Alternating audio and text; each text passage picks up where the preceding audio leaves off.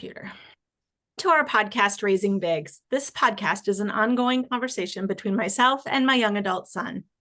We're ready and willing to talk about all of the things families might experience in their lives and relationships, both as parents and young adults, from teens to 20-somethings, the good, the bad, and the ugly. In this episode, we're covering the topic of friendship, how it enriches our lives and can also be challenging. Making and keeping friends as we grow up and our lives change looks way different than it did when we were children or we were parents raising littles. Some people are in our lives forever, and some are here only for a reason or a season. Friends can lend us support when things are tough and celebrate with us when they are amazing. They can be the source of too much drama or bring a whole lot of fun. Let's dive into this discussion. I'm Marcy, and I'm the mom. I'm Cade, and I'm her kid. When I was little, friendships really were kind of based around school, maybe other different extracurricular activities you did, whether it was sports or different clubs or camps your parents might have sent you to. I think that was really the basis of friendship. That was how you made all your friends, was through school or through your activities. And, whether it be kids that you just enjoyed hanging out with or, neighborhood friends, things like that. It was very kind of situational, if that makes sense, to kind of form those friendships. And as I've become a young adult, my friendships have the way I find new friendships and the way my friends interact with each other has changed. Obviously, like I said, in that situation of school or with, the neighborhood kids that you're friends with, you're kind of forced to be around each other in that sense. If you're at school with your friends, you guys are having the same classes or you're having the same lunch or whatever that may be. Or neighborhood friends, you guys live 2 doors down from each other. So on the weekend, you're right there to play with each other. It's a little bit, like I said, kind of more forced, and it's just kind of there to have those friendships to form. And as I've become a young adult, to find new friendships, I've noticed is maybe a little bit harder, but also just a different way you have to approach it. If you do have like an in-office job, that's something, that you can maybe make some friends with there. But then also there's kind of that catch-22 of you're working with them, 8-9 hours a day. Do you then want to go and hang out with them on the weekend or things like that? A lot of adults don't have school or don't have things like that to have as those friendships. So as I've become a young adult, my friendships has kind of changed. The way we interact, how often we interact, all of that has changed, but some of it in a good way.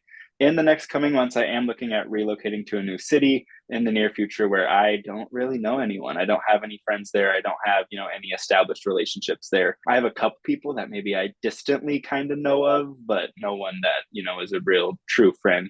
So that's something that, one, I'm kind of nervous for, but two, also kind of excited for, to push me out of that comfort zone and to allow me to work to form those new friendships and to, kind of put me out of my comfort zone and make that possibility happen, to have those new friends. And that's, I think, something that you just have to learn throughout life. Mom, you can kind of speak from experience through moving and changing jobs and things like that, how you've made new friendships and how those existing friendships have changed. So, over the past couple of years, how have friendships and the role they played in your life changed? How do they affect you? And what does that look like as you get older? Yeah, so I'll kind of pick up where you left off, Cade, as a young adult, possibly moving to a new city, having to find ways to make new friends. When you are a parent with young children, right, you have those situational friendships that you talked about. Your kid signs up for soccer or softball, and you're sitting next to those same parents at practices and at games. And in your head at the time, right, they become your really good friends. Like they are your social circle because that's where you're spending your time. Sometimes you might even spend time together outside of those particular activities. But then something strange happens as your kids move on to different activities as they grow up and move on, is you find out that maybe even those families that you thought you had really solid friendships with through all those years, like all of a sudden they kind of move out of your inner circle, right? Everybody goes off on their own way because you no longer have that common experience of your kid being in show choir or being in competitive cheer. And there might be the one friend or two that you hang on to because you really hit at a soul level, right? But the rest of those friendships kind of fade into the background. Same thing with work. There was no such thing as remote work when I first started working. And so you would make a couple of good friends at every place you worked. And usually I've carried one or two of those people, kind of into the future with me, but definitely most of them not on the same level where we were like discussing everything in life every single day over lunch, like, and you had that water cooler talk about that show you were watching at the same time or things like that. And so then you like move to a new job and all of a sudden you're like, people that you thought maybe were your really good friend make no effort to keep in touch with you, even though you've made effort. So there are all those changes as they go along, and you learn real quickly, like what a true friendship looks and feels like versus what a true friendship that's going to last the long haul, right? How that looks. And then once your kids are all grown and they're kind of doing their own thing, really your circle tends to get a little bit smaller. And luckily with that typically comes an increase in quality of relationship. So you find that as you get older, right, you're not wanting to go out 3-4 nights a week, even if it's just for dinner after work, right? I really want to go home. And you're not necessarily wanting to go out and spend time out of your house every weekend because you've worked all week long and you're tired up on things, and your priorities just shift and change. And so I know, going through the pandemic as well, kind of threw a curveball in adult relationships because, I was used to getting together with my girlfriends to go try new restaurants and go do things like that. And all of a sudden, what we were used to being able to do, we couldn't do. And so everything, we decided, we're like, okay, well, we're going to start a book club just to have something to talk about over Zoom, right? Like we're going to do that. And that helped me to realize that some of my best friends don't necessarily have to live in the same town as I do. And I knew that from having moved, right, from Minnesota to Kansas, that some of those friendships would stand the test of time and would withstand a move and being in different proximity.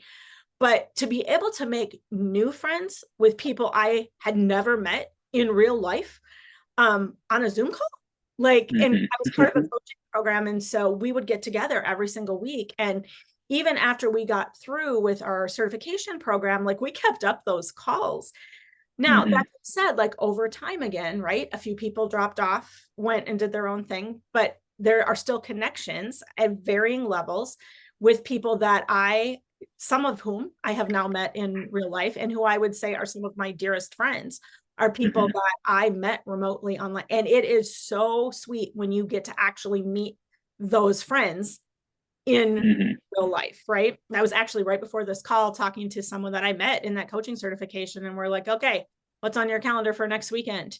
Nothing. Oh my goodness, we're going to make this work. We're going to get together for the weekend. So that's kind of how they've changed and morphed and, over time. And it looks so different than it did when, I was your age. And I'm sure you've seen even just from, changing over from high school to college, and you went to college all online, like the people that you kept in touch with, right? You had to have stronger connections than people that just what maybe in reality should have been classified as acquaintances, not necessarily friends. So anything you'd like to add to that? Yeah, for sure. I mean, kind of like you said, just kind of phasing out of high school. And I'm sure, for you, when you do, as an adult move to a different city or start a new job, it's kind of the same thing. Like you said, maybe those people who you thought you were really close with, again, just because you're in close proximity, you think you're close to them, you think, you have this established relationship. And I've experienced that both through school, through different jobs that I've had, thinking, okay, these friendships are going to last. And, while we worked together, we were really close. And then, maybe the first 3 months after, one of us left, we were still close. And then 6 months later, it maybe, trickled off a little bit. And then a year later, it trickled off. And I don't think that that's necessarily a bad thing, but I think it's just the way it is. And it kind of just is the way those friendships work. But I think it's important, kind of like I said, with it not being a bad thing, to realize that friendships are super important, whether they're, just for 6 months or for a year or 10 years or 40 years or for a lifetime, because friends just kind of enrich your life. And, they bring you that support. They bring you, that ability to celebrate either you or you to celebrate them, when you guys have, big life wins or big accomplishments. The people you can have fun with, the people who you can rely on.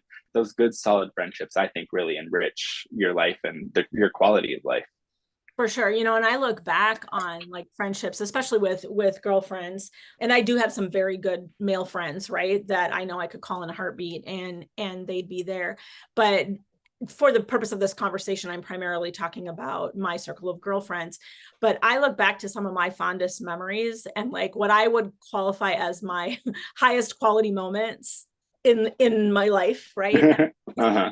They involve my friends. And that comes down to, like you said, kind of that support and that celebration. So even when times were really, really rough, they were there. But when times were also really, really awesome, and I kind of equate it to, who are you going to pick up the phone and call when something Hmm. really bad happens? Or who are you going to pick up the phone and call when something really awesome happens, right? And that's that level of enrichment that, joys are only as big as you allow them to be, and getting to share them with someone else just doubles the size of the joy, right? It works in the opposite. When you're having a tough time, they enrich your life by essentially, you've got something heavy going on and you share it with someone who's truly a friend. It lightens the load by half, right? Hmm. And so it works both ways. So that's, I think that's a great point, that friends can definitely enrich your life. Now, friends can also bring challenges to life. Hmm. Friendships are not always easy. And we'll talk a little bit kind of as we move along in this conversation, but about kind of my philosophy of friendship, and especially when it becomes challenging. But friends can bring drama to your life. They can have what you might deem are unrealistic expectations, or maybe you deal with disappointment because your expectations of your friends are different than what they deliver on. A lot of times there's a shortness of time, right? Like your level to commit to time with a certain friend or friend group might be different than theirs. So Hmm. encountered that, Cade, where like friendships are challenging and you're like, oh man, this just doesn't feel like what a friendship is supposed to be like? Yeah, for sure. I've definitely experienced that. And I think in those moments, it's really important because I think with any relationship, whether it's friendship or romantic or family or anything like that, there's obviously going to be challenges. There's going to be things that the other person does that you don't agree with, or the way they approach a situation, kind of the drama, that failed expectation, not having enough time that you all mentioned, different things like that. It's all challenging. Relationships in general are challenging. But I think it's important to sit back and think, what is it a challenge? I heard something in the way someone described, friendships or romantic relationships is, when that people say, oh, relationships are challenging, you're going to go through things. It's challenging in the sense of when an artist is working super hard on a, painting, and it's challenging to get it exactly how they want it. Or, you are maybe you're training for some sort of physical activity, or you're trying to remodel your house. Those are challenges, but they're challenges that are working towards something greater and something beautiful. It's not a challenge of you feel like you're fighting and you're drowning and you're just trying to hold your head above water. So I think that that's an important difference to make, is what is that challenge to you? Is it a challenge that okay, this is just a growing pain with my friendship, or I'm not communicating what I expect from my friend, or they're not communicating to me what they need? Or is it a challenge where, maybe you guys have outgrown each other, or this person is just expecting time out of you that you can't give, or this person is causing drama in your life, and, maybe you've tried to express that to them and they just, aren't changing. Whatever the situation may be, I think it's important to figure out, is that challenge just a growing pain in the relationship, or is it a sign that maybe that friendship is, coming to an end?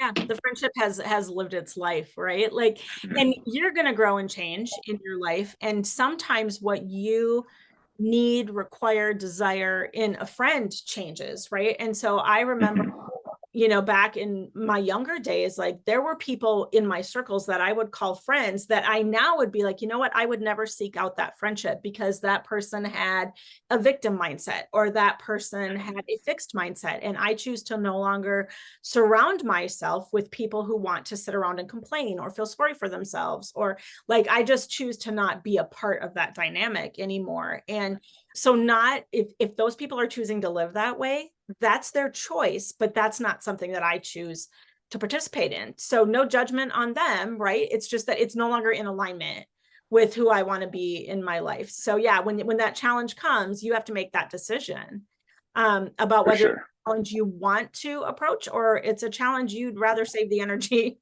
and invest it somewhere else. That investing it somewhere else, right, looks like maybe making new friends. So as someone in their 20s, Cade, who a lot of your life is lived virtually, right? You went to Hmm. college online, you're about to go to your master's program online, and you work at home remotely. Like, how do you look at making new friends? Like, what are your plans maybe for how you're going to make friends Hmm. forward?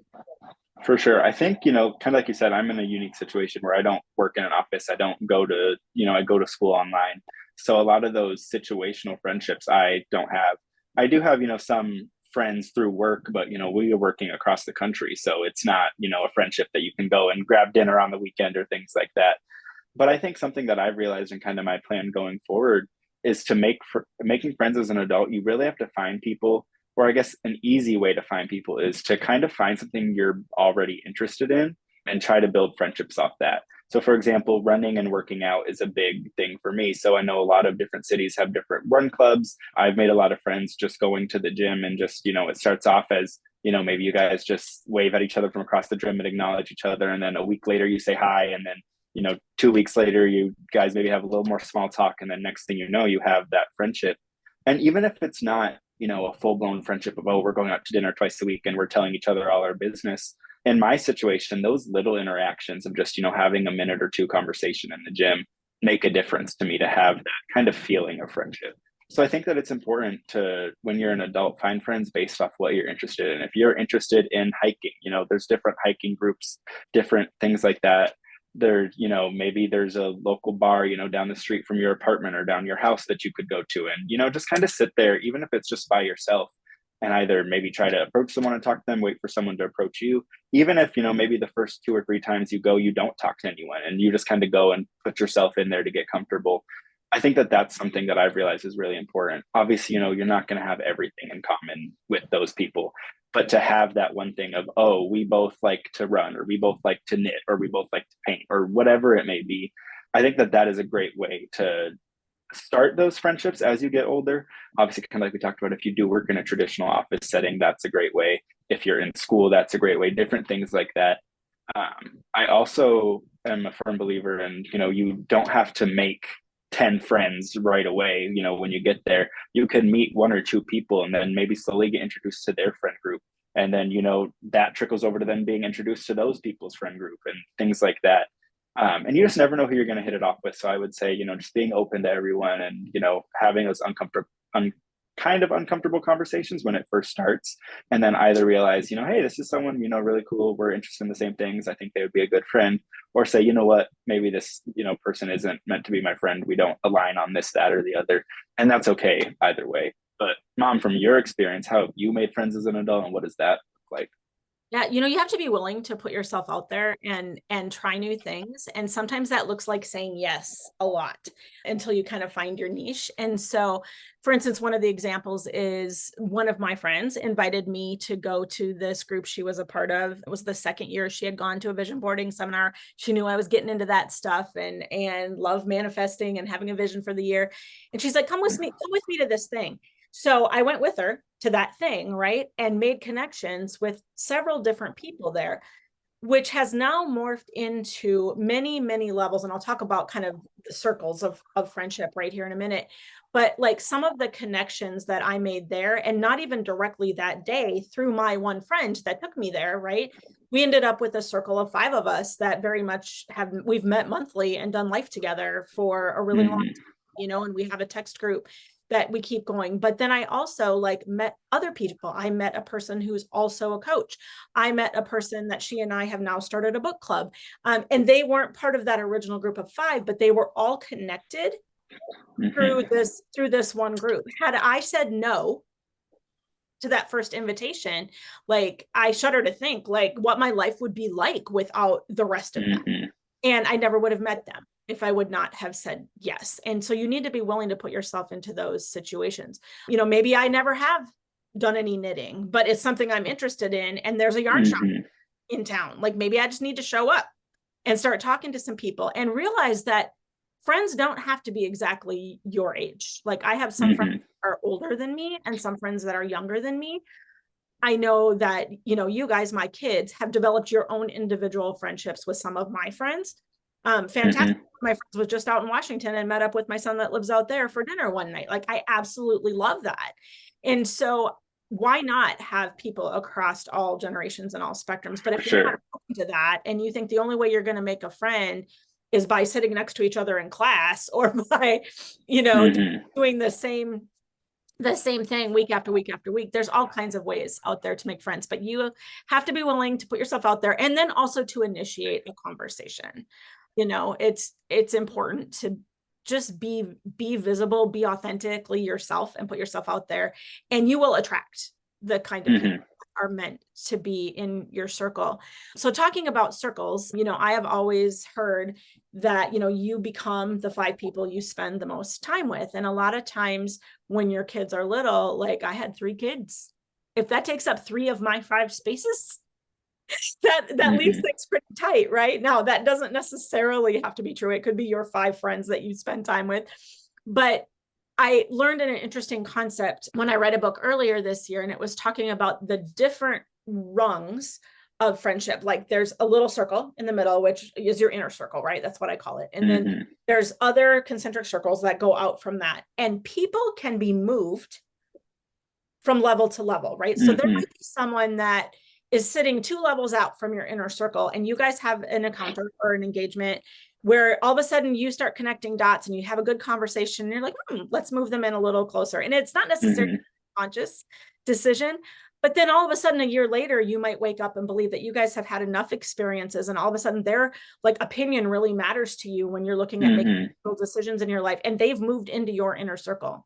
Same thing if you have someone in your inner circle and all of a sudden you're like, I'm just not feeling that close to them. Like things are feeling off. They're feeling weird. They've moved in a different direction. We no longer speak the same language, like all kinds of reasons. And I'm not Hmm.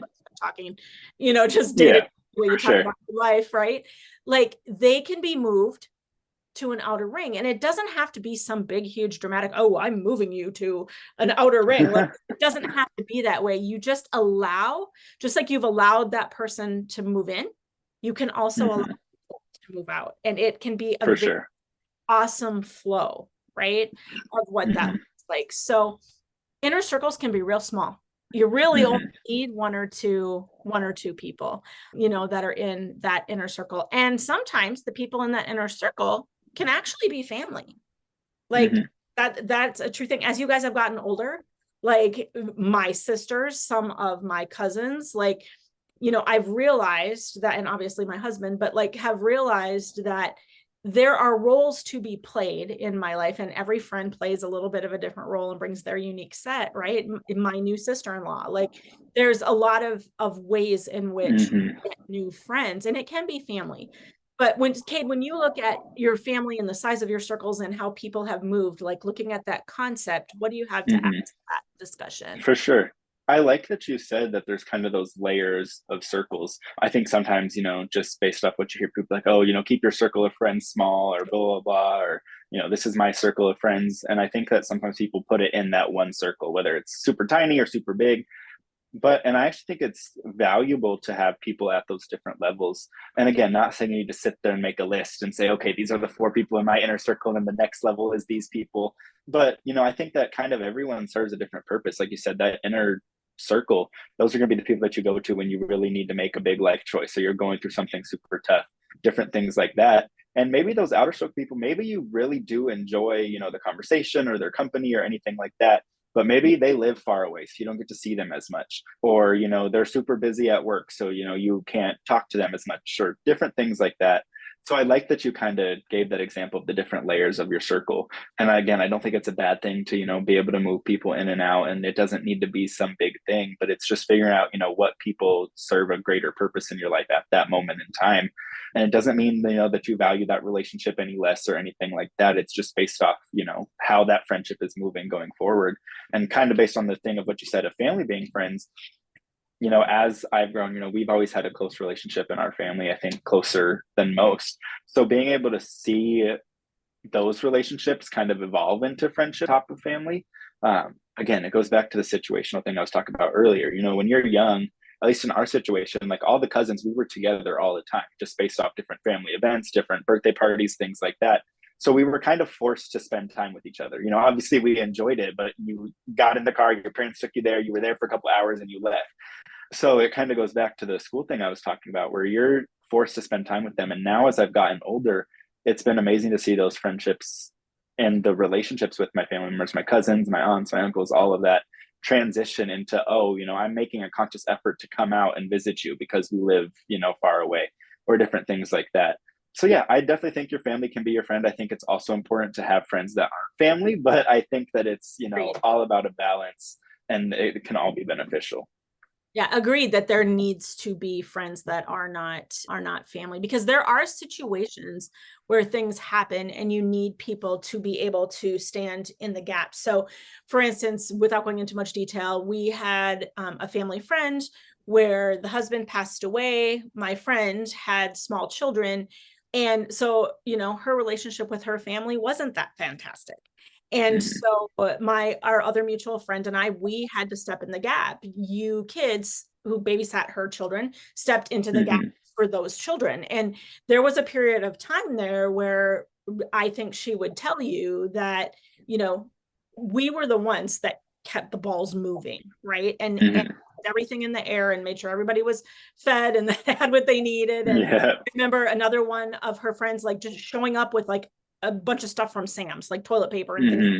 that like she didn't have the capacity to do that. And so, Mm-hmm. and neither did any of the family that was dealing with the death that was going on and all of the details. And so there are times in life when you need friends who are just a little bit removed from what's going on with the family to be able, I also love that I've watched you guys, like, your sister has had a couple of friends that you and your brother have both become close with. Mm-hmm. You have friends that your brother and sister are close with, same, same. Mm-hmm. So Yeah.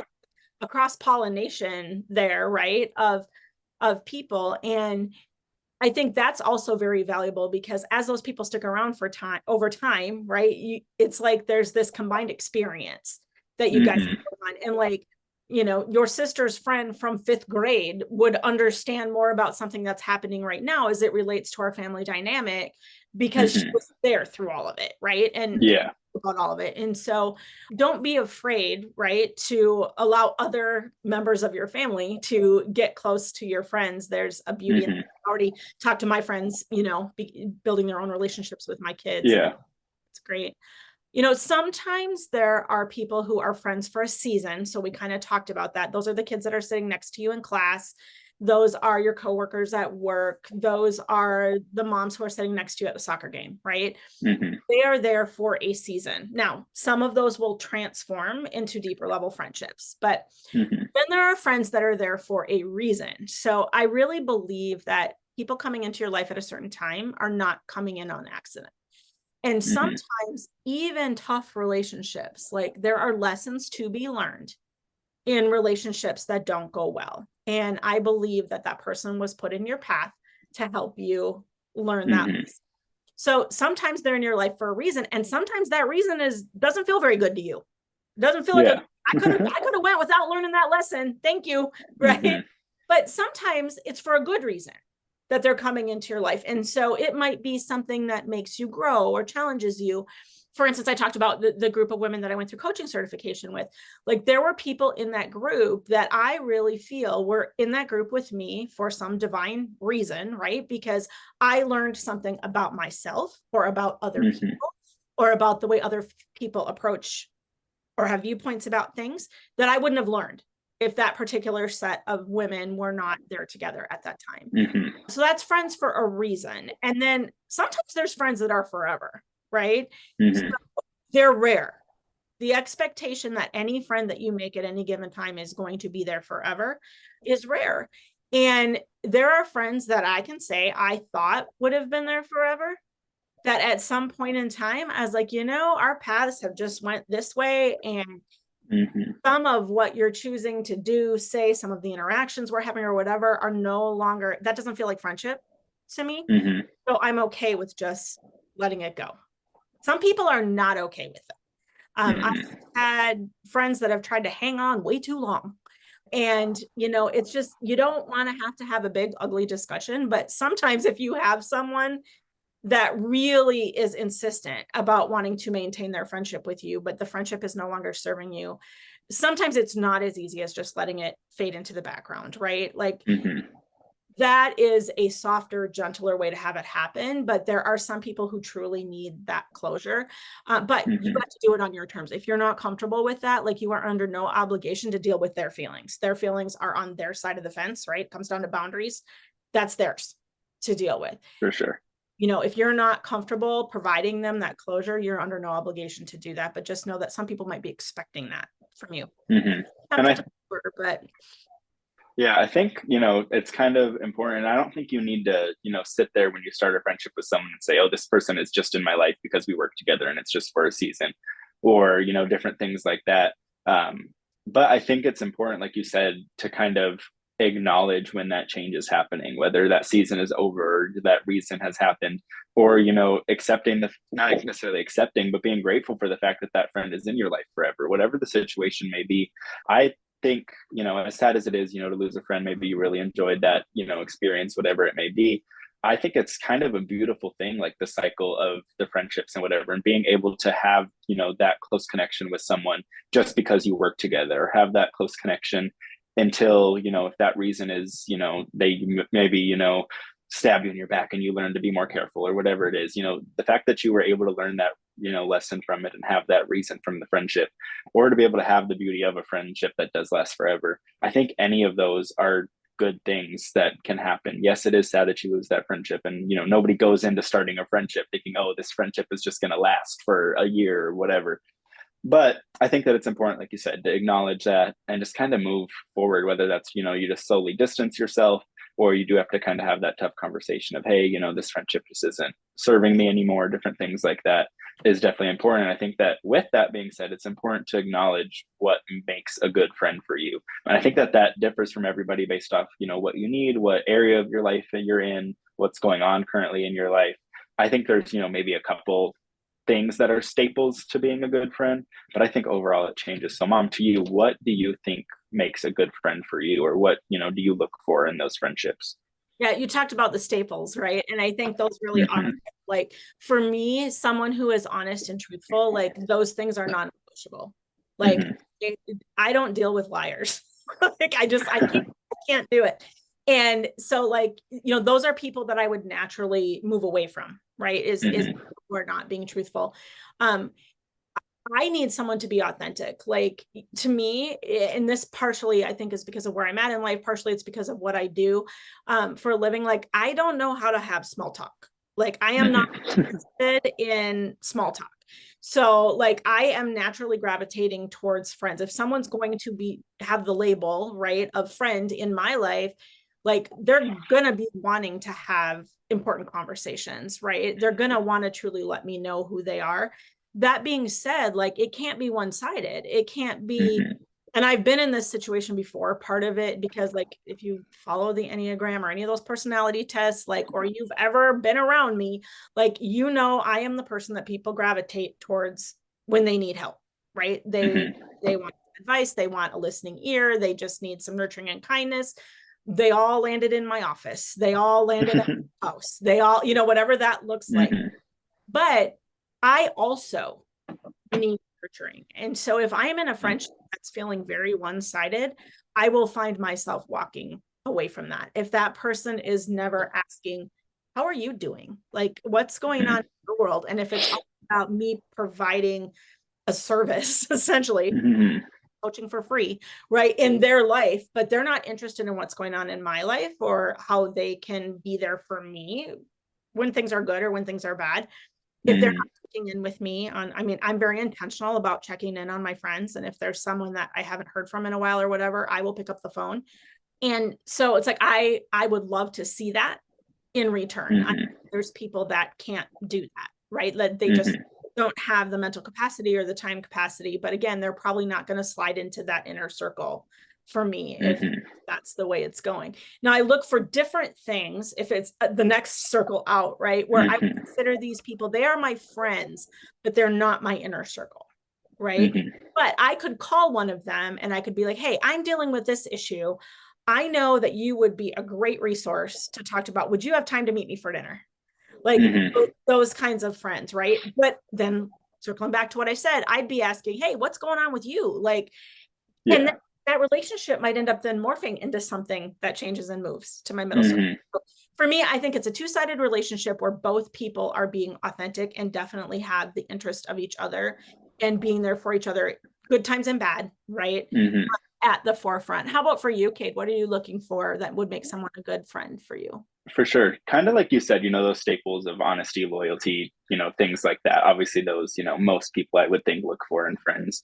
But something, especially when I look at, my few friends that are in my inner circle, something that me and my friends talk about this, something that I love about our friendship is it has a good variety.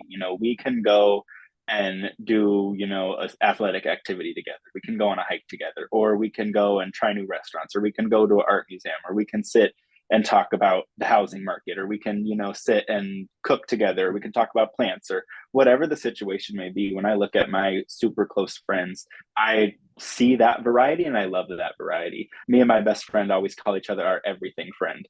So if we need to go to a business dinner, I know I can take her with me. If I want to go out and have a good time, I know I can take her with me. If I want to go on a vacation, whether it's at the beach or at the mountains, or we're riding camels in the desert, or we're in New York City, or whatever it may be. Which you've done with her. So. Exactly. We have that, variety and that diversity of our friendship. And I love that. So that's something that I really look for in friendships. Obviously, again, kind of along with the basics, someone who is there for you, someone who you have that two-sided relationship with, cares as much about you as you care about them. And then, kind of like you said, going out to that outer circle, that is where I kind of, think of those friends for a reason, and not necessarily a reason of the lesson we were talking about. But, if I want to go out and have a good time, I know a couple people that I can text, and, I know we're going to go out and have a good time. But I might not want to take those people to, a business meeting where I'm talking, trying to be professional.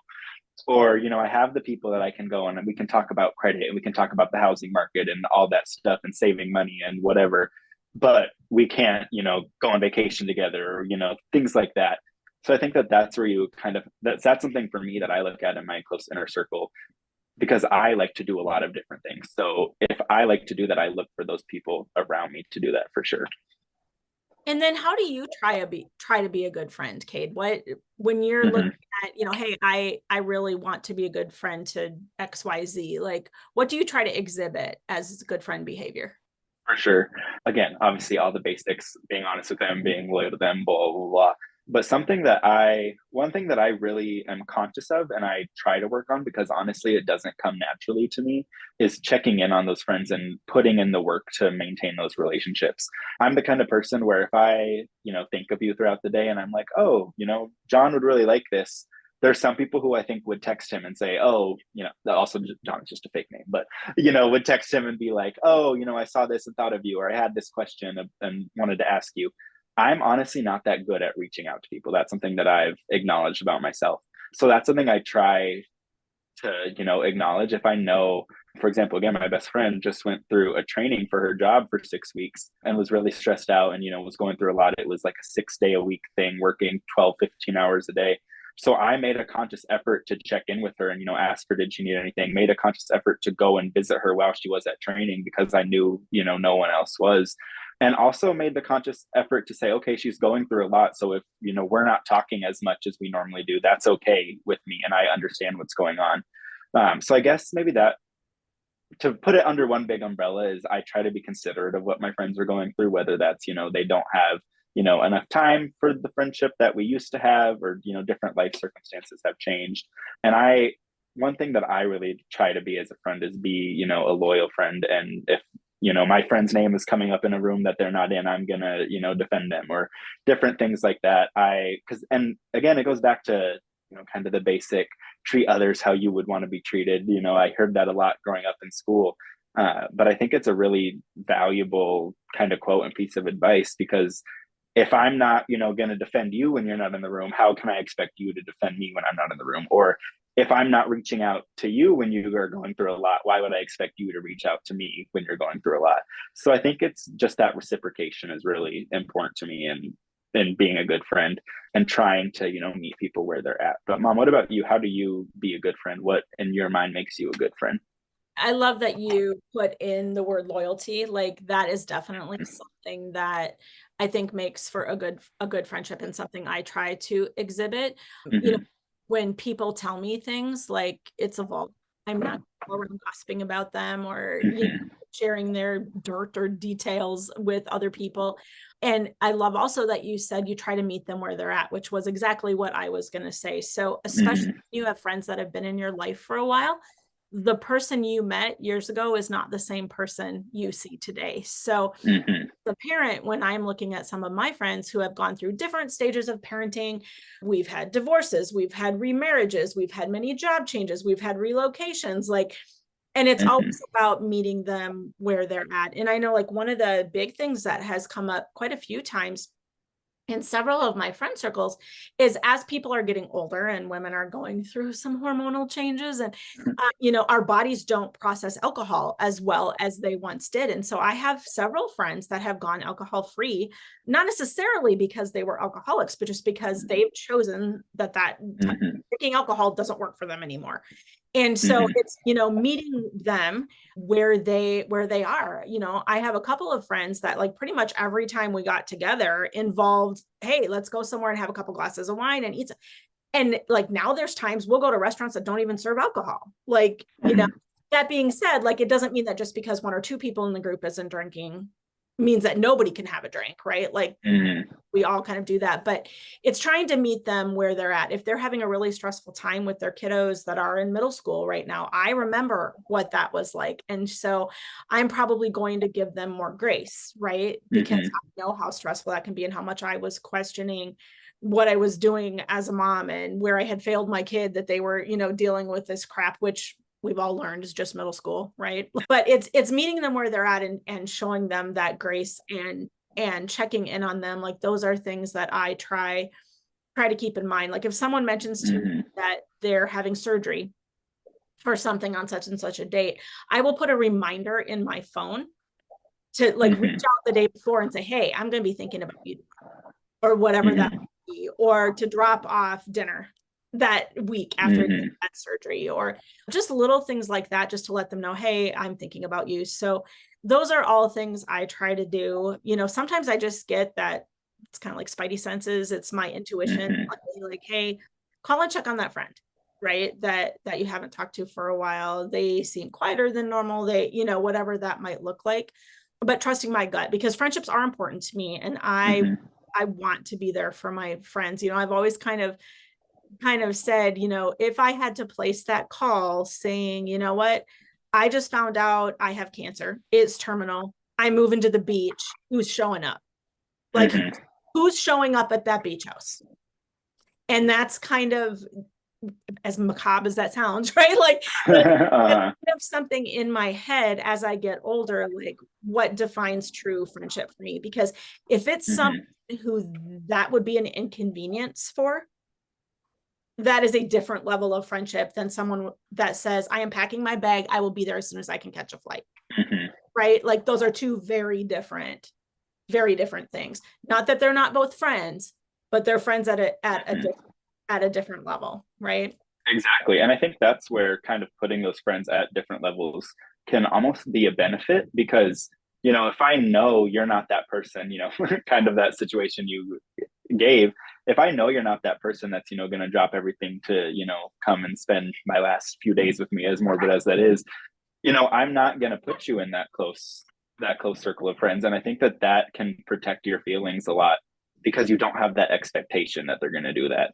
Right. Versus if you do and you put them in that close circle and you say, oh, I put, all this time and effort into this relationship and then this happened. And it doesn't even need to be anything as serious as that. It could be, I got a new job and I really want to go to dinner with all my friends to celebrate. We're going to be at this restaurant Friday at 7 p.m. If you invite, let's say you have a close circle of 15 people and only 7 people show up, that's going to hurt you versus if you maybe only had those 7 people in your close circle anyways, it wouldn't hurt as bad. And obviously things, in that situation, maybe they're out of town or they already have Yeah. pre-scheduled plans or things like that, but just overall using it as an example. And I think that that also puts it into perspective of then when they ask you to do something, it kind of allows you to gauge that. If if I know you wouldn't come to that dinner for me, or I know you wouldn't drop everything to come to the beach for me, then when it, Mhm. comes to your turn where you got a job promotion, and I might be a little more hesitant to say, oh, I already have plans that night, instead of canceling them and, going to be there. But then I think about, back to my best friend again, I know that if the roles were reversed, she would have done the same thing for me, and in the past has done the same thing for me that I've done for her. So I think that that's something just to really protect your feelings, protect your heart. And I think that that can be a good tool. Yeah, because I respect everybody's right to have their priorities, right? But Mm-hmm. it's very difficult to make them a priority if you are not a priority in their life, right? That becomes For again that sure. friendship we were talking And about. it's not a bad thing to, Oh, have to either not be priority in someone else's life or to have someone in your life that's not top priority.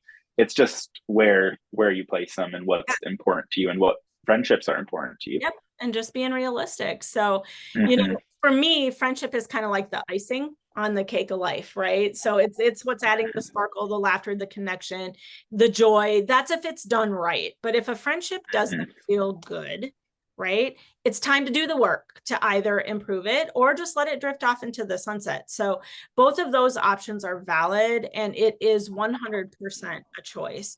So friendship Mm-hmm. isn't meant to feel heavy in my estimation. But when life gets heavy, it is a good friend who can make all of the difference, right? They're going to lighten that load simply by stepping into the gap beside you and being present. Like I always, when I think of a good friend, I think that's the person who they're going to catch my vibe that things are really heavy right now and they're going to stand right next to me and grab my hand and I don't Mm-hmm. say a word, right? Like Mm-hmm. they know. So some friends are going to be there for a lifetime, right? Those are the ones that came and never left, but they are rare, so treasure them. And then, I also choose to always entertain the idea of new friends. And I think no matter how old you get, it's important to keep that open mindset because you do need different things from friends as you age and move on.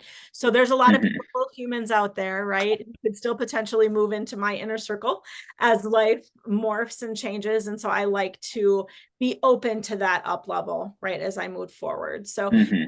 For closing comments sure. you have around this topic of friendships as the young adult on this podcast? For sure. I just think, especially as a young adult and, as you're navigating life in those late teens, early 20s, just as much as your life is changing with maybe you're finishing off school or you're starting a new job, moving cities, starting or ending, romantic relationships. I think that it's important to realize that just as all those other changes are happening, those friendship changes are going to happen. Kind of like we talked about earlier, those people you were really close with in high school, maybe really you guys aren't truly that close of friends, but you're just friends because you see each other every day. And again, that doesn't mean that you love them any less or value them any less as a human being, but it's just where that relationship ends up. So I think that it's important to understand that those things are going to change, those things are going to be different. It's okay and it's normal for those things to change. And it's kind of exciting too to look at those new friendships you're going to make, whether it's new friendships at a new job or new friends at the gym you go to or new friends at the school you're starting. It can be an exciting time to make those new friends. You never know who you're going to meet, so just be open to everything and be open to those new friendships. But I think with that being said, that is a wrap for this episode of Raising Bigs. Thank you all for listening today. We hope you found some takeaways, a fresh perspective, maybe even an action step or two in this episode that'll help you move forward in your life and with those friendships. Above it all, we hope that it opens an opportunity for conversation between bigs and their parents. We are definitely not experts on this topic, but we can authentically share what we're learning in hopes of making the path a little bit easier for those who are listening. We've gone through a lot of this stuff, so we would, just like to help you along the way. You can find this podcast on Spotify, Apple Podcasts, and YouTube. Please subscribe and share with those in your circle who you think might benefit from hearing it. That can be your inner circle or your outer circle. A new episode comes out every single Monday. And you can visit my life coaching website at marcyhawkinson.com or email me at lifecoachmarcy@gmail.com. I'm also on Facebook at Life Coach Marcy and Instagram at life_coach_Marcy. Where can our listeners find you, Cade? My handle across all social media platforms is at the Cade Berrigan. That's where you can find me everywhere. The best way to contact us, whether you want to give us feedback, ask a question, or even drop a topic idea, is to DM either one of us on social media or to reach out via the contact me page on my mom's website. Again, that is marcyhawkinson.com. We appreciate any feedback, questions, topic ideas, or just if you want to say that you're enjoying the show, please DM us, let us know, leave a comment, and we would love to hear if you would like to share. But with that being said, we will see you all next time on Raising Bigs. Love you, Cade. Love you too, Mom.